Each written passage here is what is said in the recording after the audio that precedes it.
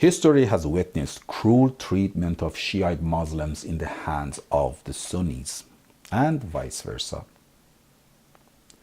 Wars have taken place between the Shiite Persia and the Sunni Ottoman Empire throughout the past 5 centuries. Iranian Shiite Muslims were the only force to reduce and even at some times stop the aggressions of Ottoman Empire and its ambition of spreading Islam into Europe. Many experts in international studies and political science admit that if it weren't for the Persians or Iranians, Europe would have been massacred by the Turks of Ottoman Empire. So it is not a new story in one way, but it is a new story in 21st century. Even in the past century, 20th century, we didn't have these clashes between Shiites and Sunnis. Sunnis obey the caliphs of Islam. They used to reside in Istanbul, and during the past few hundred years in Baghdad. Now, would it be possible that the Americans invaded Iraq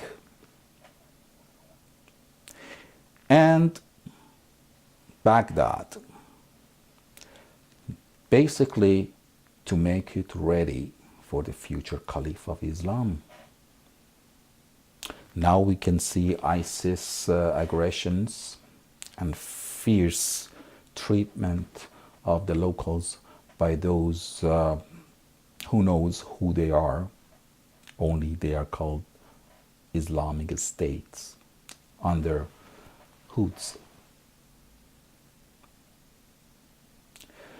There is a big danger. American embassy in Baghdad is the most sophisticated building built in that city. Would it be possible that at some point Americans give in to the ISIS and let that embassy be ruled by the Islamic states? And let them take over the embassy the same way the Iranians took over their embassy back in the 70s or early 80s. Maybe they even let them take some hostages or even some casualties will occur, just to pretend that they took over the building by force. That is the most sophisticated building in today's standards. Bugged in every wall and window, directly connected to the satellites and networks. Would it be possible that the future residence of Caliphs of Islam is already built,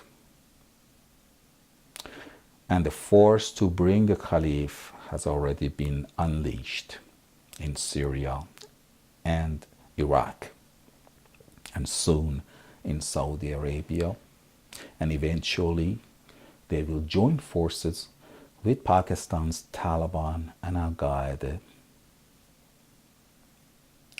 and they surround Iran with Sunni fierce Muslims, and with having a nuclear arsenal in Pakistan at their disposal, freely uncode some of those warheads, break the code and find the password to those long-range missiles carrying nuclear warheads. How would they break a code? Just like the Iranians broke the code and landed that plane in their country, the drone plane. So the Iranians' mouth will be shut if they complain that how in the hell did you let a bunch of nomads coming from nowhere break the codes of those warheads and the missiles? The answer would be clear.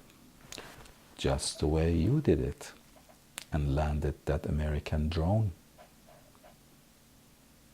If Iranians want to ask how on earth would American give in to some Islamic fundamentalists and let them take over their embassy in Baghdad, the answer is clear. Just like you did it in Tehran in 1980 or 81 and took hostages.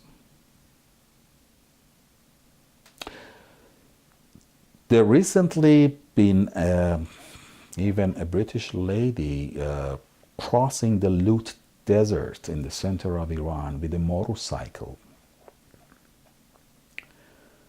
taking samples, taking pictures, ostensibly for her own interest. But then I read somewhere that the first place she reported to when she got back to England was the Ministry of Defense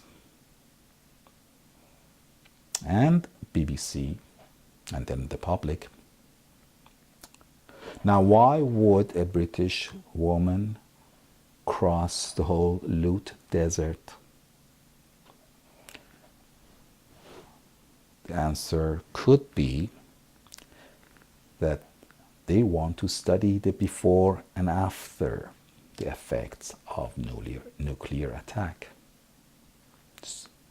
It could be very clear that the geologists want to make a study later on.